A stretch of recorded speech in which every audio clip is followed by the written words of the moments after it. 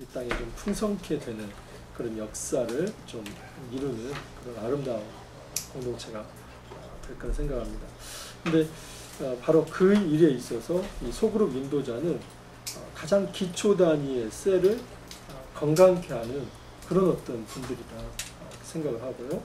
그래서 이 셀이 이 가장 소그룹이 좀 새로워질 수 있는 그런 어떤 가장 중심에 말씀이 있다 생각을 합니다. 그래서 이 아침에 짧은 시간이지만 우리가 성경을 어떻게 묵상할 수 있는지 간단하게 다시 한번 생각을 해보고, 또 여러분들이 이제 그룹으로 돌아가서 어떻게 그 말씀을 나눌 수 있을지 그걸 좀 생각해보는 그런 시간을 좀 갖도록 하겠습니다.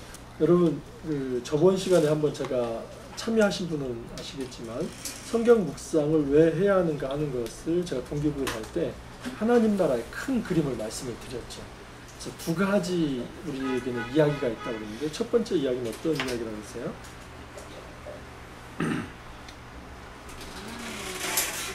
그때 기억으로는 하나는 하나님과 나누는 이야기고 하나는 자신과 나누는 이야기라고요. 그랜드 스토리와 네. 그렇죠. 이 그랜드 스토리는 창조와 타락과 또 구원의 언약과 이스라엘 역사와 예수님의 오심과 교회 시대와 새 창조로 이어지는, 그러니까 그거 자체가 창세기부터 요한계시록까지 이야기죠. 여러분들 그 성경 통독을 해보셨죠? 창세기부터 요한계시록까지. 근데 사실 이 하나님 나라의 큰 이야기를 알지 못하고 성경을 통독하면은 뭐 미로에 빠질 경우가 많아요. 그래서 어느 지점에서 내가 흐트러진, 또 어느 지점에서 내가 빠져 있는지를 모르고 이렇게 성경을 읽는 경우가 많거든요. 그래서 하나님 나라 그랜드 스토리를 쭉 말씀을 드리고 그 속에 나의 이야기도 포함이 되어 있다는 거. 그래서 성경에서는 제가 룻 이야기를 좀 제가 얘기를 했었죠. 룻은 가정사이지만은 룻이 이 다윗의 증조부가 됩니다. 그래서 룻과 같은 이야기는 참 많아요. 다말도 그렇고 또 기생 라합도 그렇고 룻, 또 우리야. 인간적으로 볼 땐 굉장히 그 연약하고 자질이 부족한 것 같지만은 그들이 하나님 나라의 큰 그랜드 스토리와 연결될 때는 굉장히 영향력 있는 삶을 살았다는 것. 그래서 이 땅에서 우리가 성경을 묵상한다고 하는 것은 그 두 이야기가 만나는 겁니다. 그래서 나의 가정사가 있어요. 또 나의 교회사가 있고. 그래서 내가 걸어가는 길이 있는데 그 내가 걸어가는 길이 하나님 나라와 한 번도 만나지 않는다면 그걸 비신앙인이라고 그래요. 그래서 비신앙인은 절대 한 번도 안 만납니다. 근데 신앙인은 만나요. 결정적인 터닝 포인트들이 있어요. 그래서 저는 여러분들이 생명나라의 교회와 이 접속이 된 것은 또 다른 이제 엄청난 이 비전과 연결이 된 거거든요. 그리고 이제 이 비전은 또 한국교회에 지대한 영향을 끼치게 될 것이고, 그래서 우리는 혼자 개인의 몸이 아니라 분명히 공동체와 연결이 되어 있고 하나님 나라와 연결이 되어 있다. 그 속에서 내가 이 하나님의 말씀, 이 그랜드 스토리가 무엇인지를 알아야만 그 속에서 나를 발견해 나갈 수 있다. 그래서 저번 시간에 한번 제가 말씀을 드렸고요. 성경이란 묵상이 무엇인가, 성경 묵상이란 무엇인가, 이제 한 5가지 정도 제가 말씀을 드릴 텐데, 성경 묵상의 가장 큰 오해, 저번에 말씀드렸지만 성경 묵상은 성경 연구가 아닙니다. 또는 성경 묵상은 명상이 아니에요. 성경 묵상을 연구라고 생각하시는 분들은 굉장히 부담감을 가져요. 또 성경 묵상을 명상이라고 생각하시는 분들은 이 기철학이나 또는 뭐 인도의 그 명상이나 또 요가를 통한 명상 이런 것으로 생각을 하는데, 성경 묵상은 전혀 그런 게 아닙니다. 성경 묵상은 하나님과의 인격적인 만남의 교제. 그래서 그 5가지를 제가 한번 말씀을 드릴 텐데요. 첫 번째는 하나님께 드리는 예배입니다. 이 화살표로 제가 기호를 한번 말씀을 드릴게요. 하나님께 드리는 예배는 수직적이죠. 그래서 하나님께서 우리에게 부르신 5가지 목적과 성경 묵상과 연결이 돼요. 하나님이 우리를 부르신 목적은 뭐냐면 모든 사람이 하나님을 향해서 예배하도록 우리를 부르신 겁니다. 두 번째는 성경 묵상은 교제예요. 교제는 어떻습니까? 옆에 사람과 이야기하듯이 데이트하는 거거든요. 그래서 하나님께서는 우리를 만드신 목적이 예배를 받기 위해서 만드셨을 뿐만 아니라 하나님은 우리를 교제하도록. 그래서 성경에는 예를 들어서 그 엘리야 이야기가 나오는데요. 엘리야가 열왕기상 19장에 보면은 그 갈멜산에서 이제 어떤 분은 450명이라고도 어떤 850명이라고 하는데 850대 1의 하나의 어떤 그 싸움을 하게 됩니다. 그래서 바알 선지자들을 이제 450명을 죽이죠. 그리고 이제 그 지중해로부터 올라오는 그 어떤 비를 이제 체험을 합니다. 그러니까 기도를 통해서 하늘에서 불이 내리고 또 이 3년 기근이 다 멈추고 비가 내리고. 그런데 어느 정도 이 에너지가 넘쳤냐면은 이 아합이 그 수레를 타고 올라왔는데 아합이 그 산길에서 내려가는데 그 수레보다도 더 빨리 뛰어가요. 그러니까 얼마나 이게 에너지가 넘치는지 몰라요. 근데 그랬던 엘리야가 이세벨의 말 한마디에 무너져요. 너가 오늘 이렇게 바알 선지자들 죽였는데 내일 너도 똑같이 그렇게 죽임을 당할 것이다. 그래서 그 한마디에 무너져가지고 이제 광야로 들어가요. 그 종도 다 이렇게 데리고 가지 않고 너 여기 있으라, 나 혼자 가겠다. 그래서 로뎀나무 밑에서 뭐 하냐면 죽기를 강구합니다. 근데요, 이게 이상하죠. 그 전날까지 그렇게 에너지가 충만했던 사람, 어떻게 보면 성령이 충만했던 사람이 하루아침에 이렇게 딱 떨어질 수 있는가. 심리학적으로 보면 굉장히 어떤 목표를 향해서 쭉 올라갔다가 그것이 성취되었을 때 뚝 떨어지는 이렇게 이제 얘기하시는 분도 있더라고요. 근데 사실 성경에서는 이 엘리야의 영적 외로움을 얘기합니다. 계속해서 엘리야가 말하는 게 뭐냐면 이렇게 했는데 역시나 나 혼자입니다. 그러니까 엘리야가 생각할 때는 이랬던 것 같아요. 자기가 이렇게 움직이면은 백성들이 일어나가지고 으쌰으쌰 해서 아합에 한번 도전을 해가지고 이렇게 세상이 바뀌어질 거라고 생각을 했는가 봐요. 근데 세상은 하나도 바뀌어진 게 없어요. 백성도 자기를 따르는 것도 아니고 역시 그 어떤 구조, 그 큰 힘은 여전히 남아서 엘리야를 죽이려고 하는 그래서 나 하나의 힘으로 이 세상이 바뀌어지는 것은 아니다 하는 어떤 영적인 깊은 고독과 외로움 속에서 하나님 저 하나 남았습니다. 계속 그 얘기를 하게 됩니다. 근데 하나님은 로뎀나무 밑에서 그 엘리야를 다시 이렇게 세워놓고 물을 먹이고 또 이제 또 떡을 먹이고 그리고 또 자요. 이 우울증이 아주 이게 기본적인 특징인데 또 자요. 그러면 다시 이렇게 세워놓고 또 먹이고 그렇게 해서 정신 차리게 해서 그 로뎀나무 그 광야에서 호렙산까지 하나님의 산까지 옮깁니다. 근데 하나님의 산 호렙산에서 어떤 경험을 하냐면요. 동굴에 들어가는데 동굴 밖에서 엄청난 지진이 있고 또 그 음성이 있고 이런 게 일어나요. 근데 그 속에 하나님은 계시지 않았다고 해요. 근데 이 모든 것이 다 지나간 후에 세밀한 음성으로 하나님께서 다가왔다고 얘기를 하거든요. 그래서 하나님이 불 밖으로 나와라.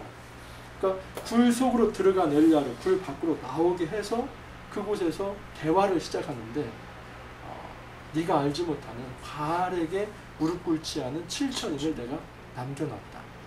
그리고 내가 너는 이제 엘리사에게 기름을 부어야 하고 또 예후에게 기름을 부어서 이제 이 아합 정권에 네가 대항할 어떤 힘을 갖추게 될 것이다. 그 모든 것을 다 얘기를 해줘요.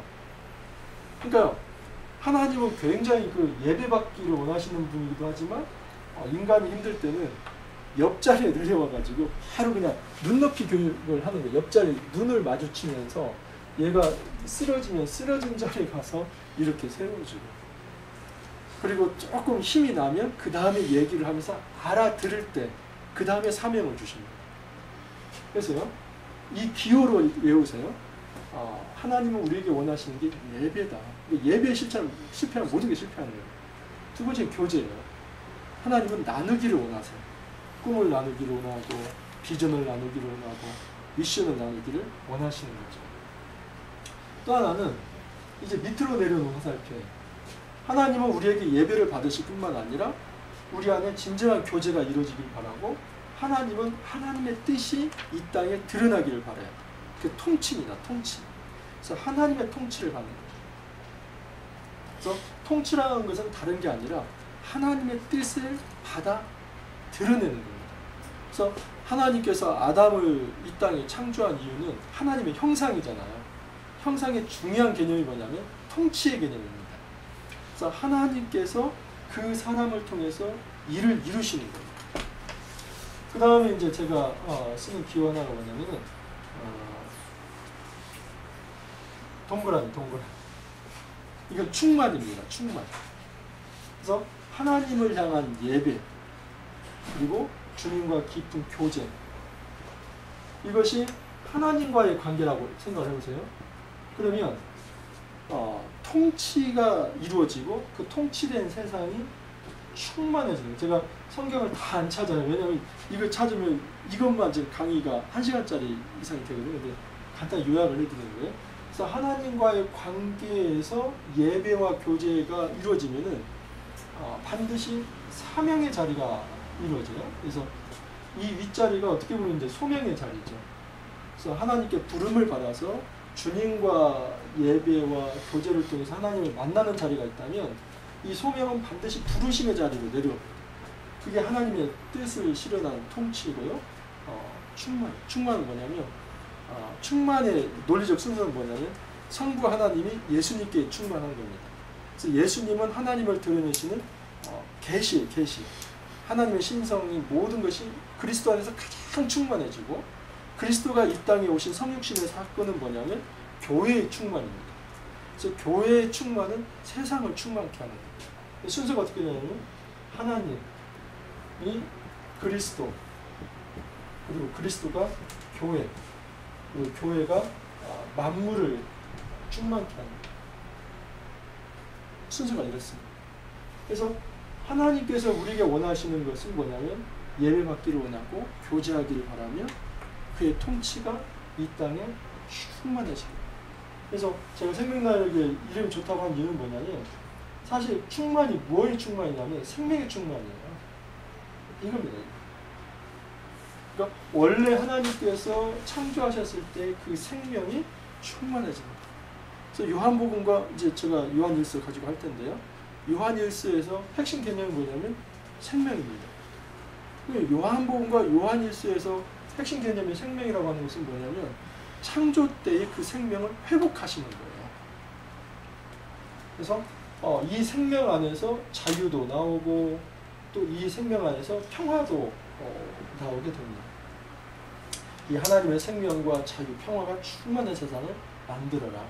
자, 제일 마지막은 뭐냐면 가을 호수처럼 잔잔한 이걸 저는 누림이라고 하는데요. 안식. 그래서 삶 속에서 하나님의 충만을 드러내는 것, 말씀 속에서 안식과 평화를 누리는 것. 자, 그래서요. 성경 묵상은 이제 예전에 내가 성경을 열심히 공부해야 한다. 이제 그 지우십시오. 첫 번째는 뭐냐면 뭐라고요? 예배. 두 번째는 교제. 세 번째는 통치. 네 번째는 충만. 다섯 번째는 안식. 그래서 이렇게 둘씩 나눠 본다면 이게 하나님과의 관계예요. 하나님과의 관계에서 예배 잘 드리면 됩니다. 그리고 하나님과 교제하면 돼요. 근데 한국교회가 뭘 잘하냐면 이거 잘해요. 근데 사실은 예배도 세 가지가 있거든요. 공예배가 있고 개인의 예배가 있고 삶의 예배가 있거든요. 근데 한국교회가 잘하는 건 이거 하나예요. 하나. 이게 모여서 공예배. 근데 개인의 예배, 경건의 시간이죠. 그 다음에 삶 예배, 우리 직장이나 가정에서 삶으로 드러나는 예배. 다 이게 성경적 근거가 있거든요. 근데 하나님께서는 이 예배뿐만 아니라 만나서 나누기를 바라시는 거예요. 좀 대화하고 즐기기를 바라시는 거예요. 그래서 이게 실패하면 안 되고요. 그리고 반드시 하나님과 이 예배와 교제를 통해서 하나님의 뜻을 발견하게 돼요. 그래서 어떤 공동체든지 이게 잘 되잖아요. 그러면은 어떤 욕구가 일어나면 우리 공동체에 허락하신 하나님 사명이 뭘까? 또 우리가 무엇을 이루어 드림으로써 하나님께 기쁘게 해드릴 수 있을까? 뜻을 생각하게 되고요. 그것을 어떻게 이 땅에 충만케 할까? 그래서 이 통치가 충만으로 꼭 이어져야만 합니다. 그 충만 아까 논리적 순서 얘기 드렸죠. 그리스도를 통한 교회, 교회를 통한 세상을 충만케 하는. 그래서 이 세상이 우리가 이 세상에서 사는 것은 누림. 제발 우리는 누려야 돼, 누려. 이렇게 좀 즐겁게. 예수 믿는 사람들 너무 뭐랄까 좀 빡빡하게 산다고 하죠. 근데 그러지 말고 좀 재밌게. 이 안식은요, 아까 말씀드린 대로 이 생명이 누려질 때 안식을 찾아오게 됩니다. 그래서 그걸 누리고 살아요. 그래서 교회 공동체 굉장히 즐거워야 돼요. 우리가 이 목적지향적으로 나아가지만 그 안에서 누려. 폭풍 속에서도 누릴 수 있고, 아픔 속에서도 누릴 수 있고, 또 기쁨 속에 더 잘 누리고. 5가지입니다. 자, 그래서 앞으로 성경 묵상하면 이제 이 머릿속에 여러분들이 5가지를 꼭 기억하셔야 돼요. 다시 한번 여러분 정면을 보시고, 성경 묵상은 하나님을 향한 뭐예요? 예배. 또 하나님과 사귀는 뭐예요? 교제. 또 하나님의 뜻이 이 땅에 내려오는 통치. 또 그 통치가 충만해지고 우리는 거기서 안식을 취하는 거예요. 그래서 이 5가지가 결국은 말씀이신 예수 그리스도 안에 이렇게 들어가지 않으면 이루어지지 않는 겁니다. 그래서 교회 공동체가 이 말씀 안에서 이 5가지를 좀 경험하게 하는 거죠. 자, 성경 묵상 어떻게 하는가? 기도하는데요. 마음을 여는 기도, 또 자백하는 기도, 타인을 위한 기도, 개인의 필요를 구하는 기도, 말씀을 여는 기도인데요. 저 오늘 아침에 이제 대개 한 6시 정도 이렇게 눈이 떠지는데, 오늘 아침에는 4시 정도 눈이 떠졌어요. 난 6시인가 생각하고. 근데 죄송합니다. 시간이 갈수록 이렇게 이제 잠이 없어서 그런가 봐가지고, 아니 예전에 이런 경험이 없었거든요. 막 7시, 8시가 돼도 굉장히 막 잠이 모자라는데 그런가 봐요. 지금 이제 4시가 돼가지고 잠이 안 오더라고요. 그래서 이제 책상에 와서 기도했어요. 기도 쭉 하면서 오늘 이제 우리 생명나래 교회 이번 주간 계속 제가 기도했습니다. 기도하면서 가서 우리 인도자들과 말씀을 좀 잘 나눴으면 좋겠다. 그래서 사실은 이 강의안도 오늘 아침에 새로 다시 한번 제가 정리한 거예요. 이전에 이제 썼던 걸 안 하고, 그래서 한번 다시 좀 생명나래 교회 밖에 한번 좀 해야겠다 해서 한 4시부터 한 5시 반까지 이렇게 기도하고 또 묵상하고 하면서 또 요한일서도 좀 먼저 내일 모레 거 하면서 6시부터 좀 강의 한 자를 다시 한번 좀 했어요. 올 때까지 해가지고 다시 왔는데, 저는 이제 기도할 때 제 책상이 있어요. 그러면 아침에 일어나잖아요. 일어나면 저가 전에 말씀을 드렸지만 준비가 되어 있지 않으면 내가 어디로 가야 할지를 몰라요. 그러니까 아침에 일어나가지고 소파에 가서 앉아야 할지, 그 다음에 식탁에 가서 앉아야 할지, 화장실로 가야 할지, 또 이 시간에 책을 읽어야 할지, 기도를 해야 할지 한번 해보십시오. 그러니까 이 아침 시간에 이 딱 준비가 되어 있지 않으면 내가 일어나가지고 뭘 해야 할지를 몰라요. 그러면 나타나는 현상은 뭐냐면 뭘 해야 할지 모르니까 조금 다시 눕자, 아니면 신문은 오늘 뭐가 있나, 아니면 스마트폰에서 류현진이가 오늘 출장하나 이제 이렇게 돼요. 그러면 금방 20-30분 그냥 흘러가거든요. 그래서 아침 시간이 어떤 그 경건함으로 이렇게 시작되는 게 아니라 내가 어떻게 시작해야 할지 알지 못하는 상황 가운데서 이전에 살았던 그 습관적으로 그냥 이렇게 시작이 돼요. 그래서 직장인들 아주 바쁜 경우는 저는 아침은 제가 권하지는 않아요. 예를 들어서 뭐 한 8시 반까지 뭐 출근을 해야 한다든지 이런 게 어떤 뭐 이렇게 교사들 같은 8시까지 막 가고 이런 분들은 제가 아침에 하지 마시라고 저녁에 하시라고 제가 말씀을 드리거든요. 근데 그래도 좀 아침 뭐 한 9시까지 이렇게 출근하실 만한 이렇게 좀 여유가 되시고 한다면 그리고 뭐 전철 타는 시간이 이렇게 많이 길지 않다면 아침 한 6시부터 한 최소한 6시 반까지 이렇게 좀 묵상할 수 있는 시간을 가지시면 너무 좋습니다. 근데 처음 일어나서 그냥 저는 딱 일어나가지고 제 책상에 앉아요. 그냥 어디를 안 가. 그러니까 일어나면 반드시 가는 자리가 있어요. 그래서 이제 여기 성경도 좀 있고 이렇게 앉아요. 앉아서 그냥 기도에 들어갑니다. 뭐 이렇게 뭐 준비하는 얼굴만 딱 씻고 앉아서 그냥 앉아요. 그래서 그때 제가 드리는 기도가 뭐냐면 마음을 여는 기도인데 마음을 열고요. 내 안에 어떤 죄악이 있다면 죄를 고백하고요. 그리고 저는 타인을 위한 기도도 해요. 그래서 이제 저에게 기도 부탁한 분들 이렇게 생각나면 그 기도, 그리고 SU를 위한 기도, 또 오늘같이 이렇게 강의가 있으면 강의를 위한 기도, 또 제 개인적 필요들이 있거든요. 또 집을 뭐 이사를 해야 하는 상황도, 아이들 지금 학교 문제들 뭐 이런 것들. 그래서 그 아침에 일어나서 제가 이제 성경 묵상을 할 때 성경을 어떻게 좀 오늘 좀 이 말씀 속에서 어떤 말씀을 주실까요? 이 기도는요 사실 30초면 끝나거든요. 근데 그렇게 해가지고 마음이 잘 안 열리더라고요. 그렇게 마음이 열리지 않은 상태에서 이렇게 말씀을 보려고 하니까 말씀 자체가 또 하나의 연구해야 할 그런 어떤 과제처럼 느껴지는 거예요. 근데 한번 해보십시오. 그냥 최소 5분을 한번 투자를 해보세요. 기도예요.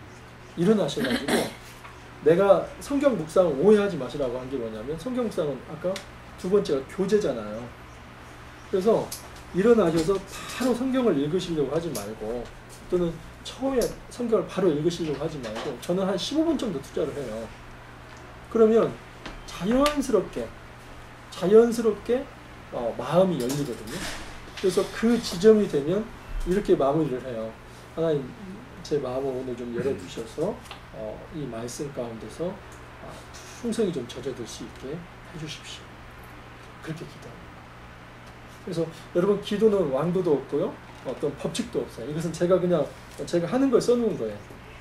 그래서 이 기도를 틀에 맞추면은요 그것 자체가 자유가 없어요. 그래서 성경 묵상하는데 아이고 어머니 위해서 기도하는 거 그거 합당합니까? 이제 이런 질문 하시는 분도 있어요. 성경 묵상하는데 이거 하는데 말씀을 열어달라고 기도해야지 그 시간에 뭐 공동체 위해서 기도해도 됩니까? 이제 이렇게 질문하시면 하셔도 된다니까요. 하셔도 돼요. 그렇게 해야만 마음이 열려요. 그리고 그 마음이 열리지 않으면 제가 이런 비유를 하는데 이 플러그 인 돼야 전기가 들어오잖아요. 하나님과 나 사이에 이 인게이지먼트, 이 플러그 인이 안 되면 채널이 맞춰지지 않기 때문에 음성을 들을 수가 없어요. 그래서 기도로 나아가는 게 무척 중요해요. 그래서 성경 묵상을 여러분들 절대 오해하지 마시는 게 반드시 기도로 하나님 앞에 마음을 여는 이 상황이 중요하다. 목사님 여기서 말이죠.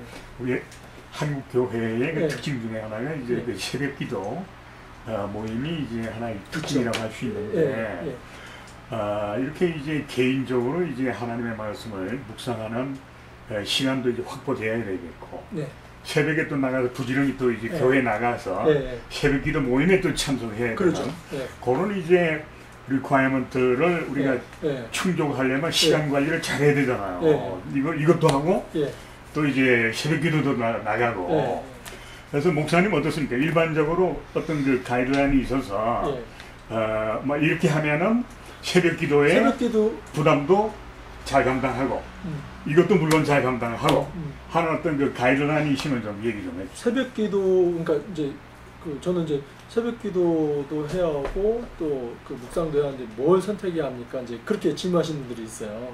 근데 둘 다 하시라고 하거든요. 근데 좋은 방법은 뭐냐면 새벽 기도 시간에 이 매일 성경을 가지고 하는 하면 제일 좋거든요. 그래서 이렇게 하는 교회가 있어요. 그 분당 우리 교회에서 그 개척한 그 왕재천 목사님 혹시 아세요?